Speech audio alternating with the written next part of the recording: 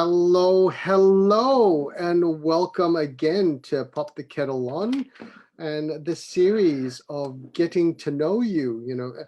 We're at the spiritual co-op. We're really starting to get to know all our tribees and get to know everyone within our space, because it's so important to understand where we're all coming from. So today on our series of Getting to Know You, we've got Lorraine Lowe, also known as Rainey from Sew Rainey Sew.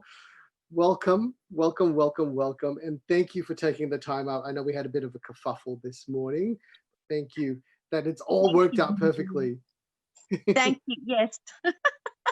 Yes, somebody had their eye on us. That's right. That's exactly right. So yeah, Rainey, tell me a little bit about yourself. Where you live, whereabouts are you, and yeah.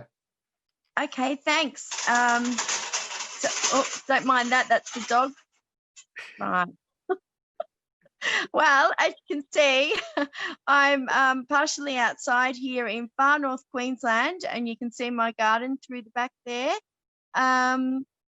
And it's beautiful weather here. I got here 7 years ago by getting into a caravan and driving from Victoria until I got warm. So I really found myself in Townsville by following my intuition,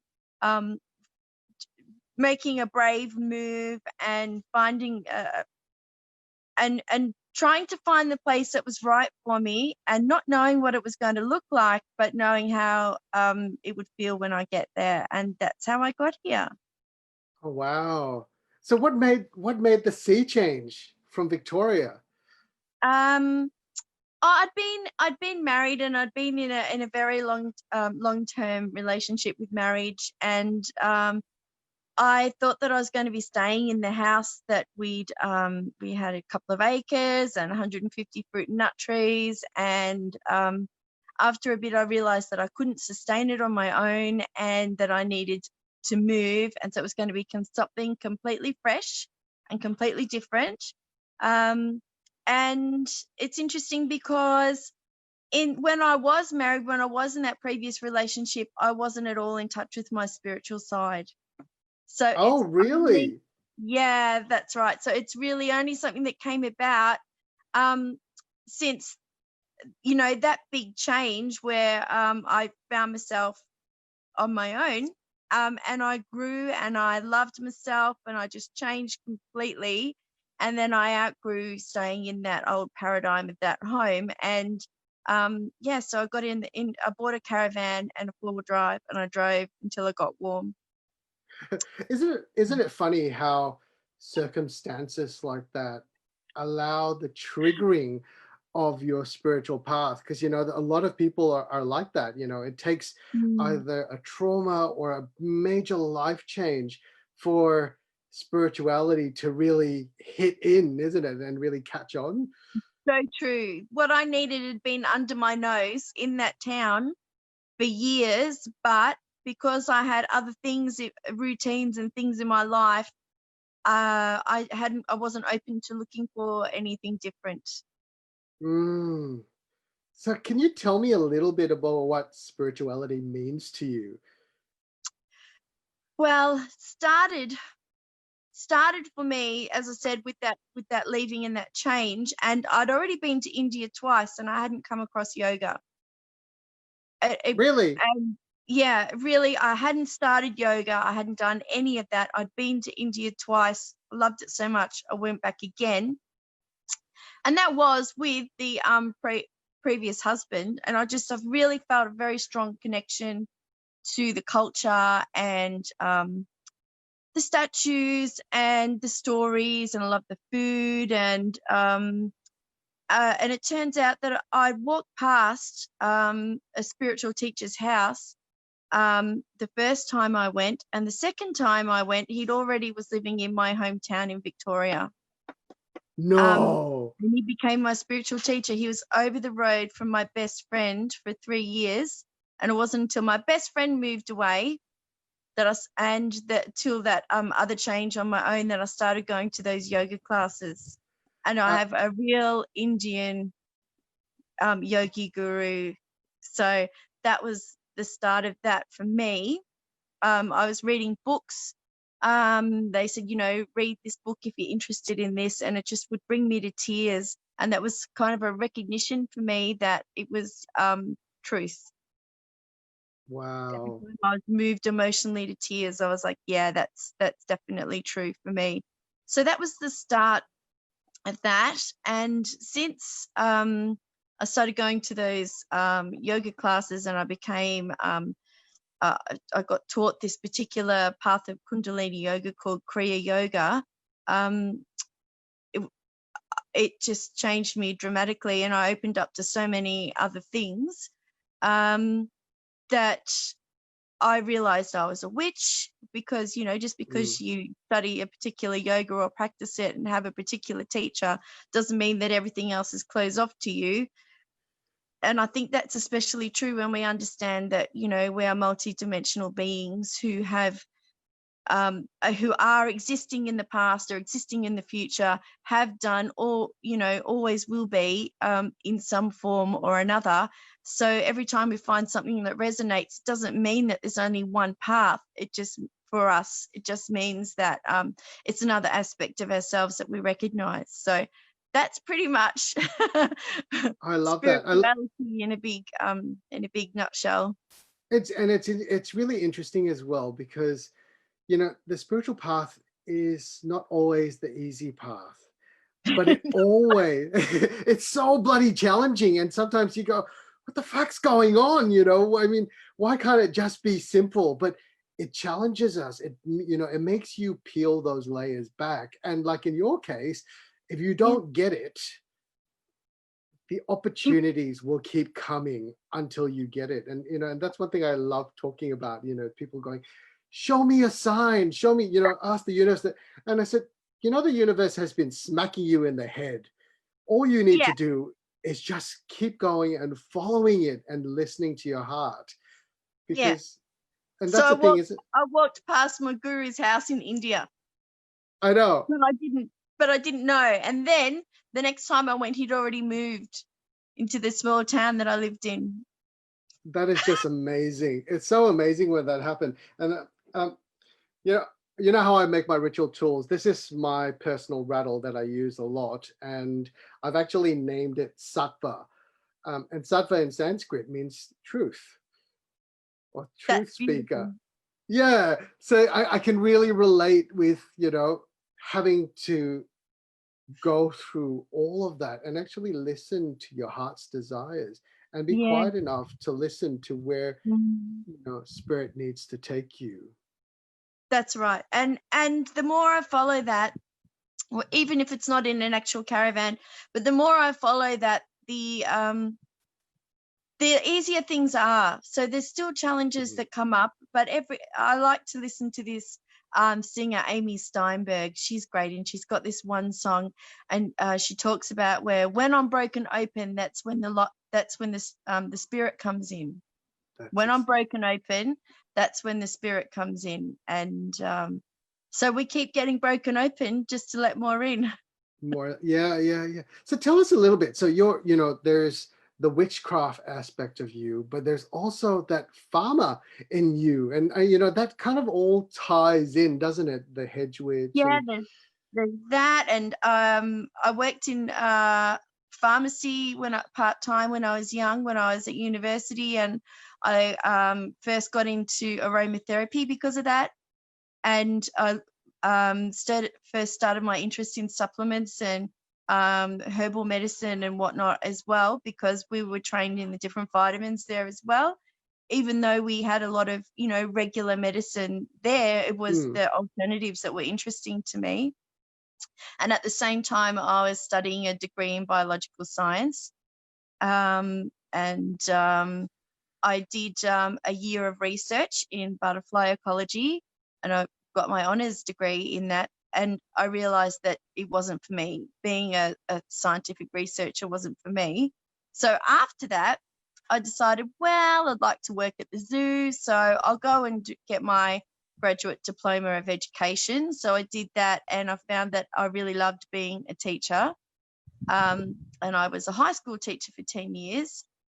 because then I found out that it's not what you know, it's who you know to become to work at the zoo anyway. Mm-hmm.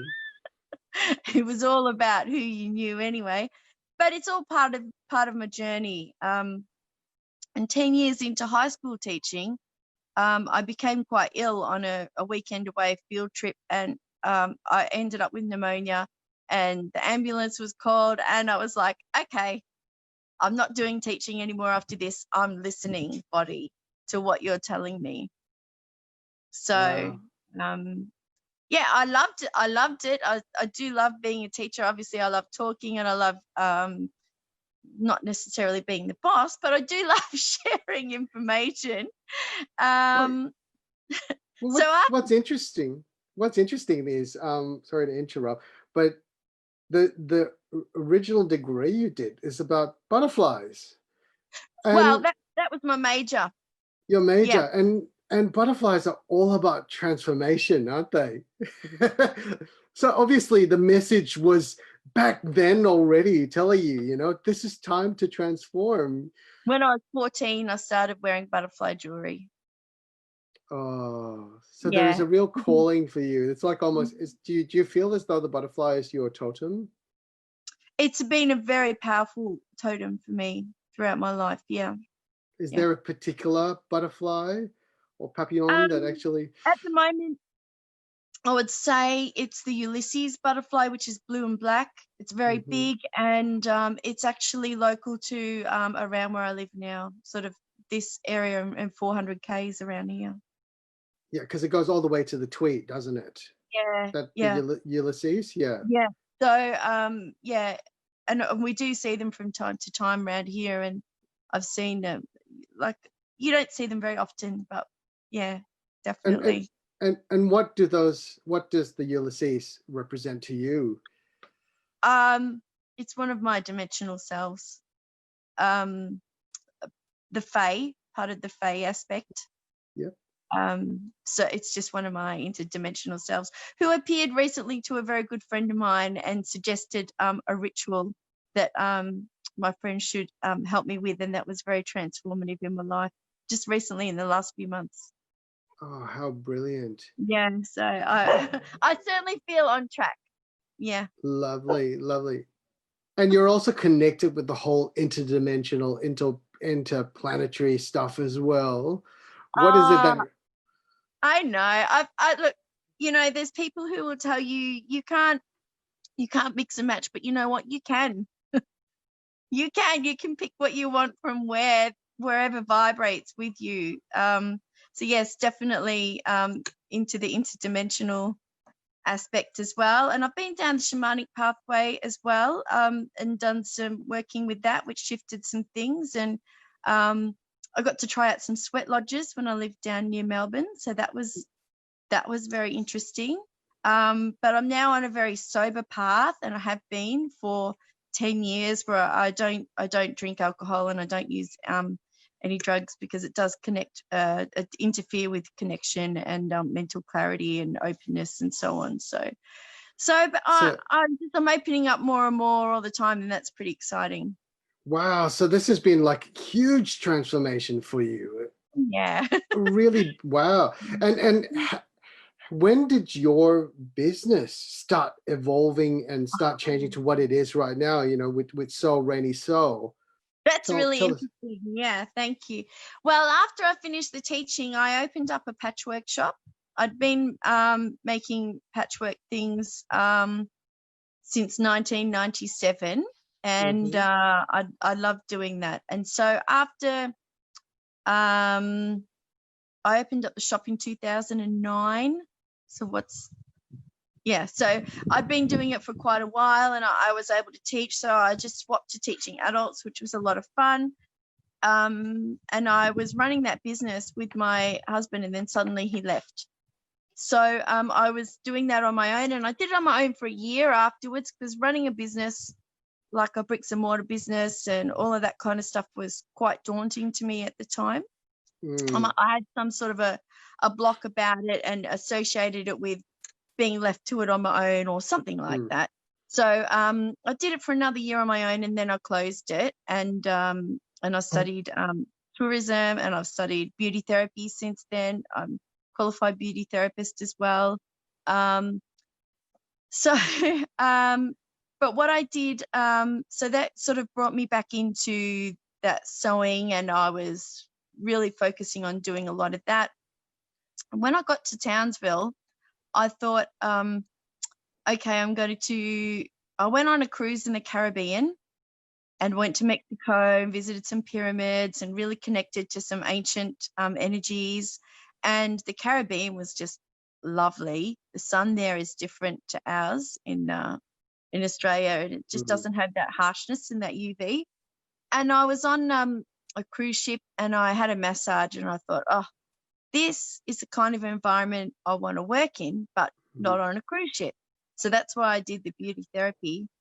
Beauty therapy is what kept me in Townsville for a whole year instead of moving on in the caravan. And that's when I met my current partner and father of my son, which was a miracle child, and I had him in full menopause after asking Our Lady of Guadalupe in Mexico to make me a mother when I hadn't even met a man yet.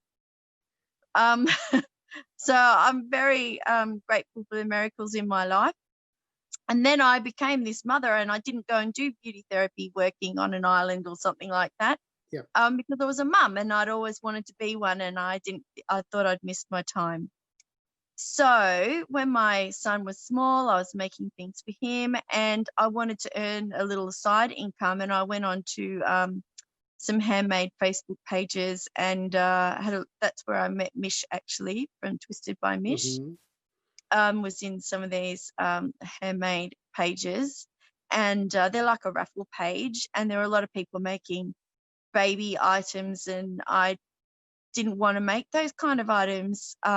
I wanted to make something different and not copy anyone. I'm very much an independent Aquarian and an Anunnaki for that matter. And I wanted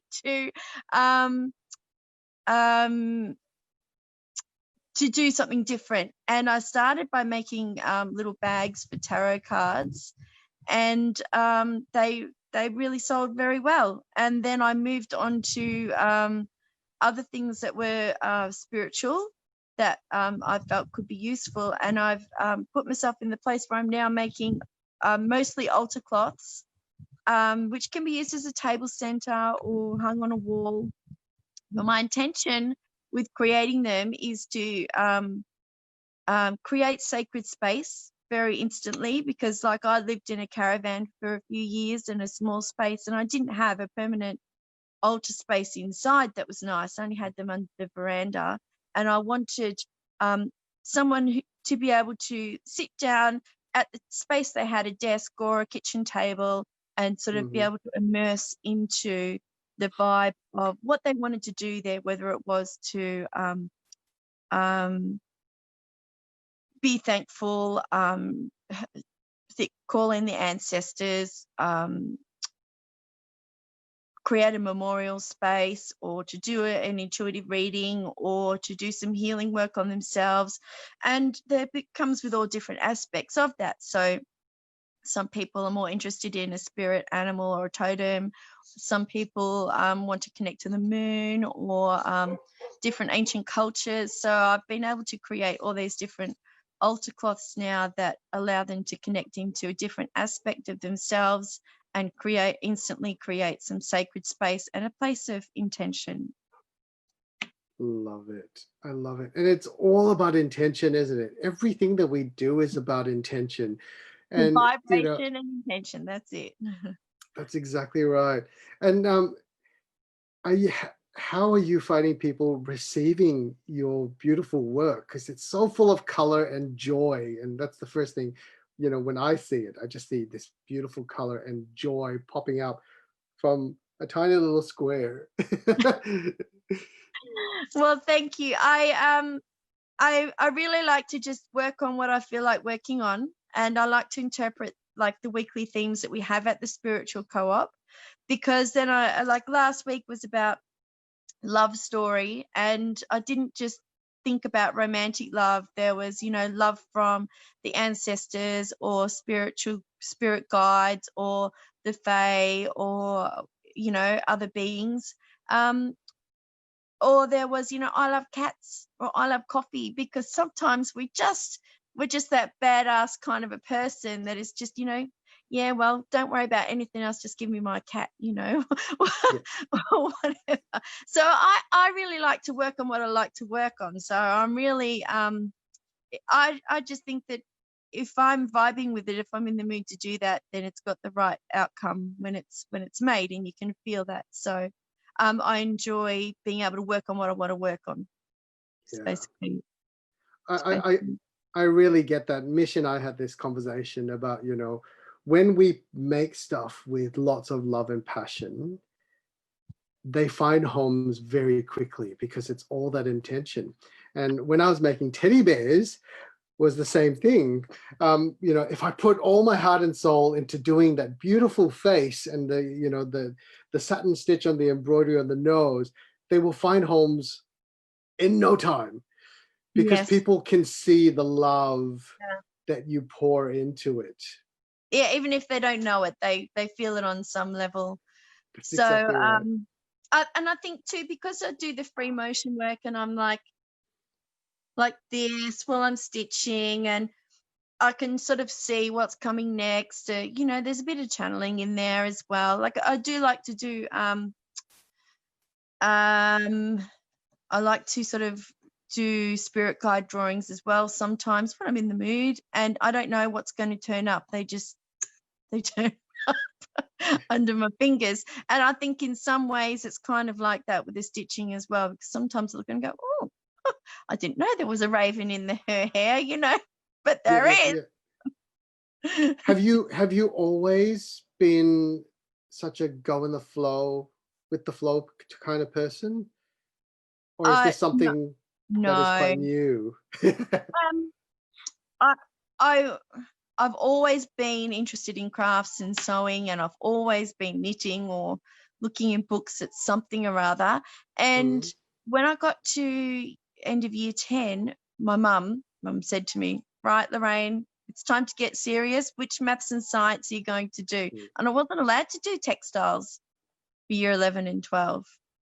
And when I looked on we had these little funny computers back then for helping you select your career in 1989.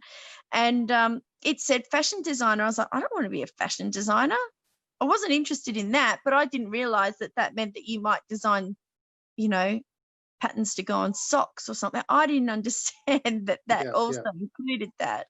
I didn't know there was such thing as textile artists or textile designers. But Mm, so no, I haven't always been a kind of go in the flow person, and I very much did what I was told for a long time. And I think part of that is also why it took me to the difference between after that for that marriage that I had to realize so much was trying to present to me in the face there, and go with that flow a bit more. mm, mm. Now, how do you bring spirituality in your everyday life and work? Oh, well, that's a good question.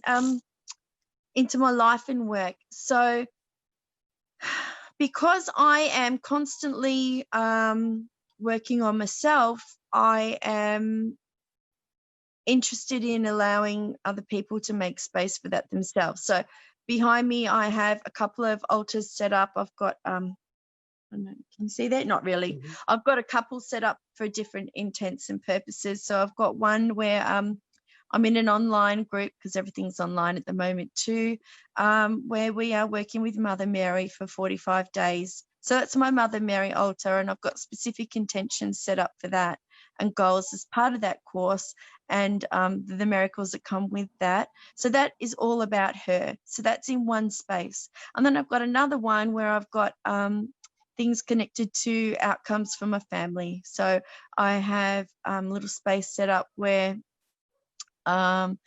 it's gratitude, or depending Mm, on whatever our things are at that time. Whereas when it comes close to other times of the year, I'll set up particular ancestor altars for connecting with my ancestors. And so I changed my altar cloths and my not just decoration around, but I do change things around for specific purposes. So why wouldn't anyone else want to as well?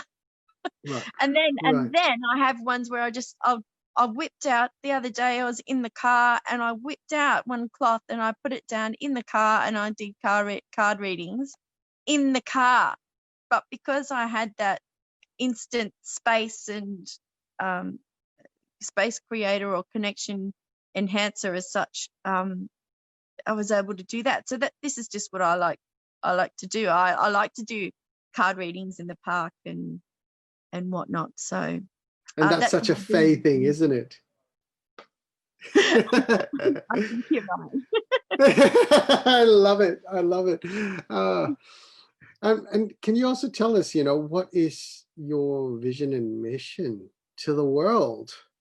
Because Oh, that's okay. Well, my life's purpose, every time I've done something, some sort of a intense sort of process for myself, has been to bring love, always to bring love. So that is my intention. I do send love out to everybody. That's my job. My job is to bring love into this world. So not just for my family, but to people I've never met, and I love the internet for that too. I get to send out a lot of love. That's my my life's purpose. wow. And how do you do that? How do you send it out? How do you send all this love out? Because it's such a big job. There's so much love to give. I mean, you can tell with you because you're so passionate and you're so excited about, life and things that are going on. You can see it Thank permeate you. through your skin and really expand out there. How do you keep up with all of this? Well, but sometimes it's just thinking of the person, like, and sending it's the dog again, sorry. That's all right. Sending energetic love, just sending that to the person, might be sending them a virtual hug, but really powerfully from the heart, from a place of strength here. Yeah, I don't know how to explain it. I'm not Reiki trained. I'm all intuitive, and I've had people tell me that when I have done their chakra balancing and whatnot, that it's more powerful than some renowned people that that have had that training. So I don't know. I just send it out intuitively. So naturally, you are quite a healer, and Yeah, I yeah. think so. Yeah. Oh, beautiful, beautiful. So tell me one last thing. What about your life and vocation do you love the most? I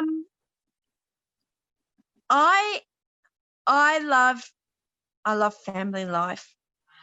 I love family life, and I love yeah, I think that's it. I love family life. I love having a family. I thought I'd missed out on that chance, and I love being with them and creating special moments. And so what I like about what I'm doing now, instead of being, say, a teacher where I haven't got any energy left for my family afterwards, is that I get to work around them or with them. And if it's a Saturday, we go and do Saturday things. If Sunday morning is, say, pancake breakfast and then time with the grandparents or whatever, that's what that day is about.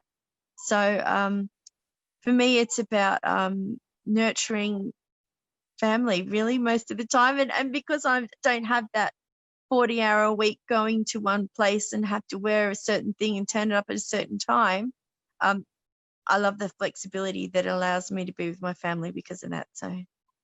Oh, that's lovely. That has been very transformational for you, isn't it, being a mother? Yes. And Oh, it's sorry, I was something. hearing that. Oh, no, it's just beautiful because it's something that, as women, this is what you're here to do. As people, this is one of the biggest things that we do in our life. It's to bring life into the world and nurture. And, and obviously you wouldn't have been able to come into this space without Yeah, all the transformational work that you've that's right. done. Absolutely. And I do work on myself. Like I said, last night I was in a new moon circle, and I go in new moon and full moon circles online every month. And I've done this, the third big group I've worked with this year. Mother Mary, we've done Isis earlier this year, and Kuan Yin earlier this year, which have been all transformative. And just being in a group of other like-minded people who are really working on themselves, and are very supportive, because you've got those other people with the deep connections and feelings, and you're able to be held and moved through a lot more. Also, I found this great activation site. It's called activationstation.org, and you can activate different parts of your DNA. So they have all these different technology, and that's really changed things up for me in the last 5 years as well. Really very, very effective at helping turn on the different DNA, definitely. So yeah, I'm constantly working on myself. It's not just a matter of, oh yeah, I'll see what happens. No, I'm a very, very actively taking responsibility for what I do in this life space, but also trying to work with it and trying to make things a bit more quantum. Yeah. Change Quantum the is timeline amazing. if I need to, stretch the time out, and I'm really loving that.